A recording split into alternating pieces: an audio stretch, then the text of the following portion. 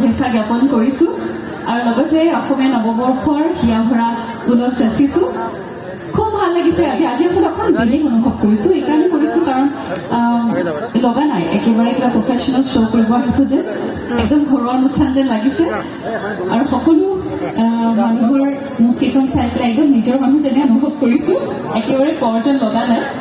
যিকি নহওক ইয়াত উপস্থিত থকা জ্যেষ্ঠসকলক মই বহাগৰ বতৰত সেৱা জনাইছোঁ, শ্ৰদ্ধা জ্ঞাপন কৰিছোঁ আৰু উপস্থিত থকা ছাত্ৰ ছাত্ৰীসকল, সমনীয়াসকল আটাইলৈ মোৰ ফালৰ পৰা বহুত বহুত মৰম আৰু শুভকামনা।